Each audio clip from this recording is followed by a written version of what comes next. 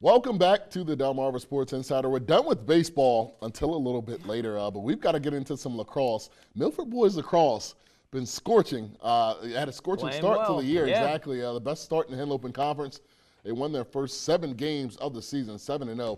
Tuesday, their toughest test of the year, hosting Delaware Military Academy. And from the opening face-off, this is actually our Dover video against Dover played against Sussex Tech in this one. And I'll tell you what, this was a great game as well. Dover came out hot in this one. It was really a great start by these guys. But I'll tell you what, Dover was strike early. Demetrius Cade Martin spinning around right there and taking the contact from 10 yards out to make it 3-1 in the first quarter. Tech fights back right there. Time running out. Tech up 1. Dane Zimmerman right there. A nice shot right there through traffic. 18 seconds in the first half. Ravens go up 2. Start the second half. Dover looking to make something happen. Derek Haydock right there going to bounce one in to cut the deficit to 1. Start of the fourth. Senators looking to tie things up. Will Niebrandowski going to get it and make the jump shot from 15 out to tie us up at 7. And the rain really started to come down. Wasn't looking good. How do you play in this? Niebrandowski almost again from the same spot on the field, and he's going to put the Senators up 8-7, and they would hold on to there from going on to win by a final of 10-9.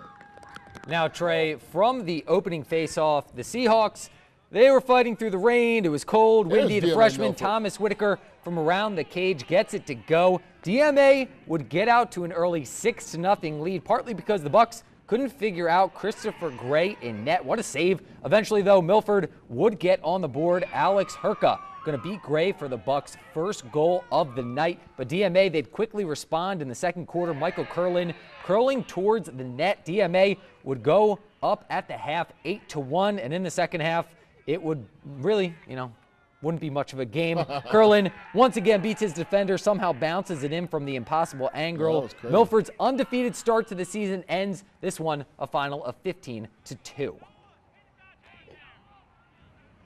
And we'll go to some girls lacrosse. Bennett taking on Kent County in the Shipyard early on.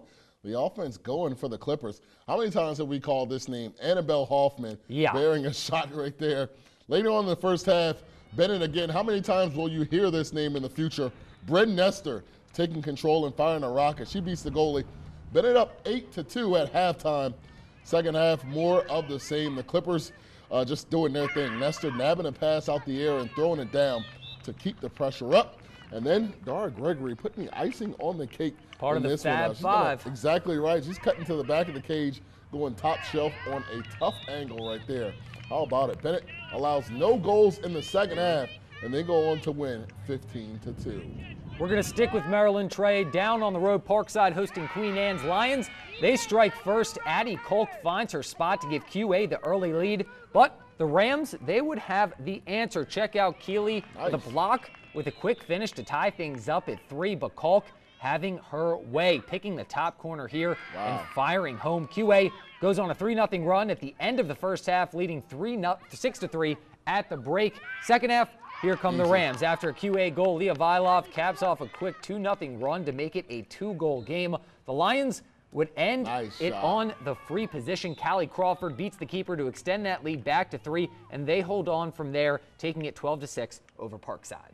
It was a great game. I think we had a lot of hustle. It was hot, so it was hard because we've had a lot of cold games. But we came out and we hustled, and the draw was there, and people held it and moved around on offense. Great teamwork, great hustle. We're a young team, so it was a rocky start, but we're getting better as the season goes on. We're getting more cohesive, and that's a good thing.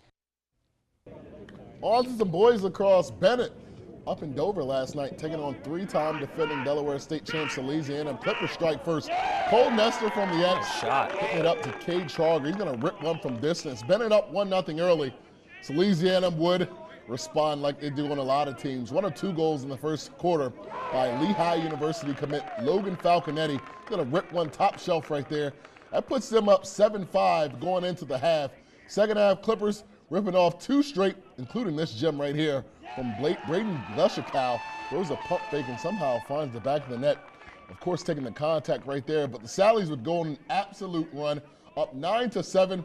Bradley Santor this is a move right here, making it 10 with the juke and the snipe right there. That was a sick move right there. He hit both posts on that, beating the keeper. So Louisiana taking care of business in their home state. They top Bennett by a final of 17-8. And keeping things in Delaware, Del Mar taking on Woodbridge for the second time this week. Don't see this often. Long stick defender Garrett Wright taking it himself, sniping the goal from distance. Then in the second quarter, Wildcats pounce. Ryan Kalowski from distance, beating the keeper 5-0. Del Mar, they take a commanding 6-1 lead in this one. Then right before the half for Blue Raiders, off the offensive zone turnover, Michael Veazey with the scoop and score makes it 6-2 at the half.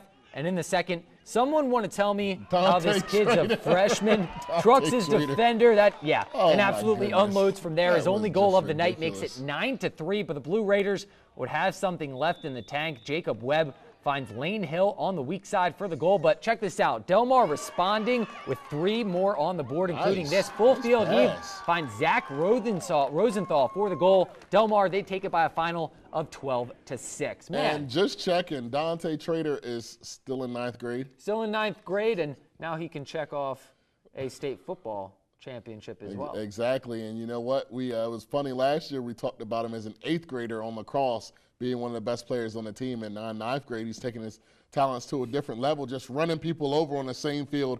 He did it for football, man. That's amazing. That kid's got some serious talent. We're going to see within the upcoming years, maybe even next year, some interest. Maybe at the football level, maybe at the lacrosse level. Definitely. And whatever he chooses, honestly. It's really, it's his prerogative. But we do have to take one more break. But when DSI returns, Salisbury Lacrosse finished up regular season play earlier this week. Highlights from Siegel Stadium are straight ahead after the break.